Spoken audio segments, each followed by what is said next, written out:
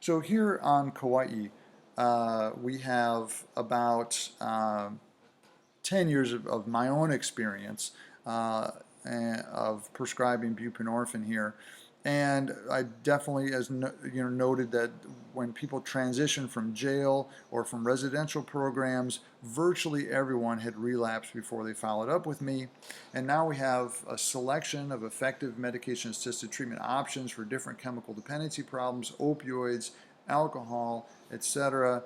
This is a real problem. I have at least 6 current and former patients who have been incarcerated, and so this is something that I'm dealing with on a regular basis.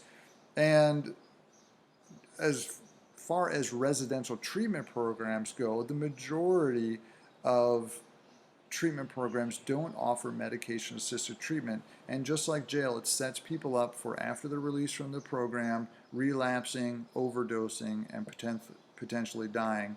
And many Hawaii programs are also stuck in the past, not offering medication-assisted treatment. Getting back to my framework of describing chemical dependency as diabetes of the brain, just following that analogy, when your diabetes is poorly controlled, sometimes you end up in the hospital. And when your chemical dependency is poorly controlled, sometimes you end up in jail. Now, the healthcare system dealing with diabetes has invested heavily in system changes to reduce readmits to the hospital. And we can use these lessons in addition to adopting a disease management model for chemical dependency. It can help us make progress and reduce relapse, rearrest, reincarceration, recidivism, and overdose death rates in this population. So knowing this, I called the warden, and I was introduced to an absolutely stunning individual, Landon Labrador, who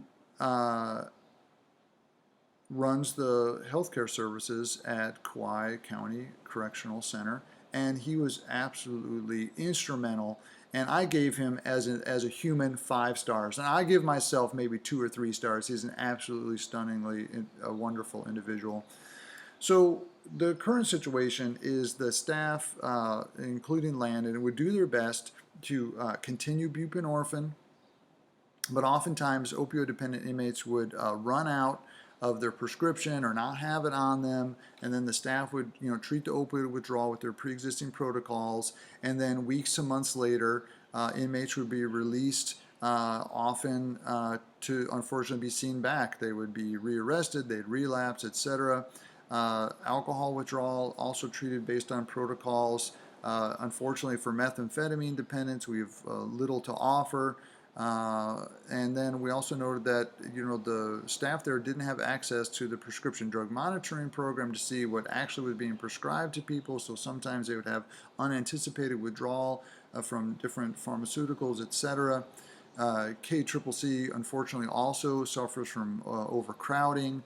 And so, with their limited resources, inmates would often be released with no insurance, no appointment for a follow-up for their chemical dependency treatment, oftentimes from the courthouse with no warning to the medical staff at KCCC, so that it was just hard to plan for these appointments and those sorts of things because you didn't know when they were going to be released. And so the patients are left with no job, no money, no structure, with pre-existing legal, financial, relationship, housing, transportation, or health stressors. And it just feels like, this is America. The inmates would get a kick in the ass and, been sent out the door. And unfortunately, many times with somewhat devastating consequences. So what we hope to achieve with this program over time is a comprehensive, flexible, multi-level substance abuse treatment program for inmates, reducing complications, saving money, reducing overcrowding, involving initial inmate assessment, multiple treatment options offered, offering them withdrawal versus medication-assisted treatment during incarceration, and then pre-release medication-assisted treatment offered involving hopefully long-acting medicines that will prevent them or substantially reduce their risk of relapse after release. And then post-release, make sure their insurance is active, they have a solid treatment and follow-up plan, and for those who are on medications, their prior authorizations are already done so that the transition can be smooth. We're now kind of in phase one of our protocol, and so our phase one protocol for opioids is somewhat hamstrung by the fact that none of the Department of Public Safety providers at KCCC has a Suboxone license.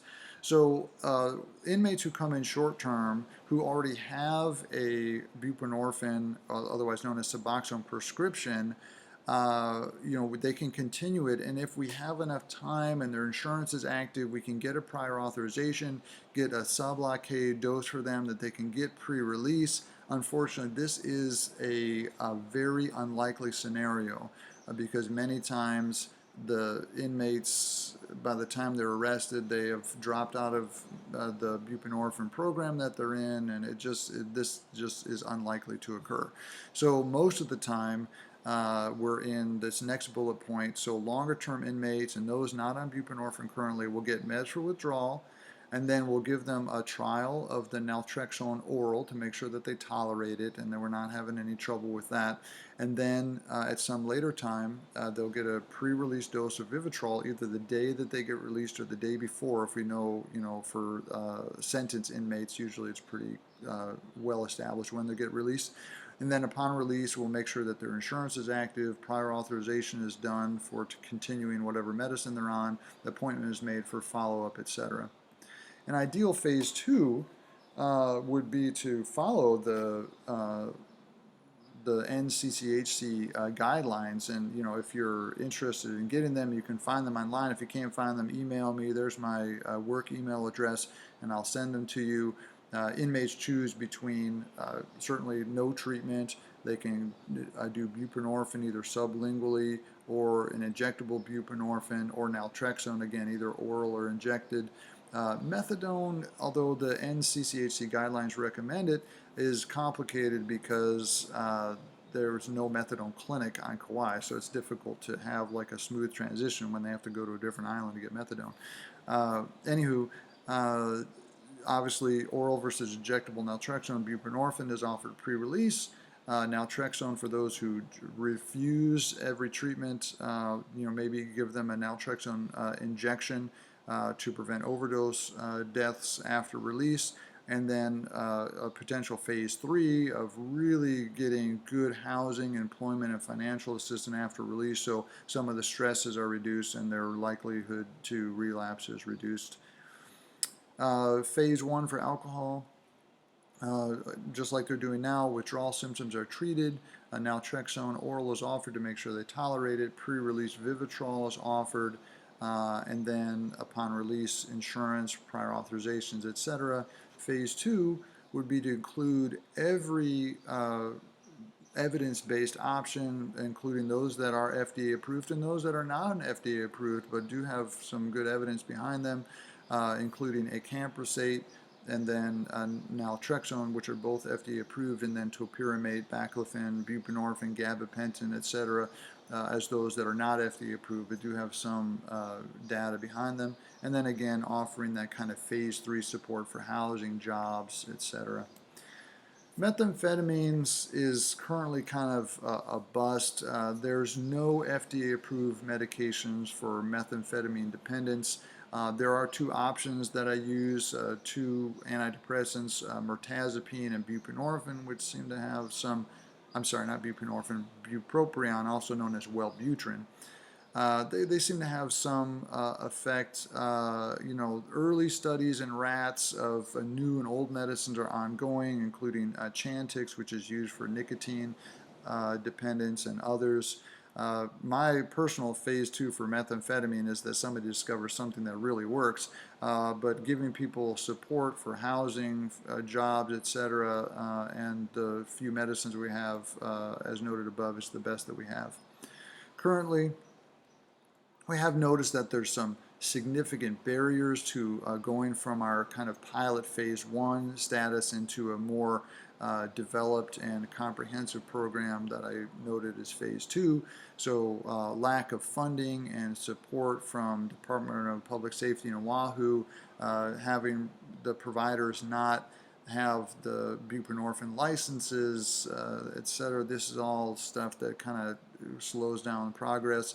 Many times the patients don't have insurance, it's terminated, and then once they do have an insurance, the prior authorization process for Vivitrol and for buprenorphine can be somewhat prolonged. And then within the jail, just getting all this stuff set up, getting counseling, paperwork as far as prior authorizations, insurance, getting coordination for follow-up, etc. It all involves, relationships with doctors and nurses and therapists, both in the system and out, to make sure that there's a very well-established and strong program set up for people both within KCCC and once they're released. And then overall, providing healthcare in a prison is really complicated. Many times when I arrive for my once-a-week visit, the patients that Landon has lined up to be seen are in court, or the women are in the area that we usually do it, and I'm supposed to see men, or vice versa. So it's just difficult sometimes to have just a smooth healthcare interaction in a prison setting.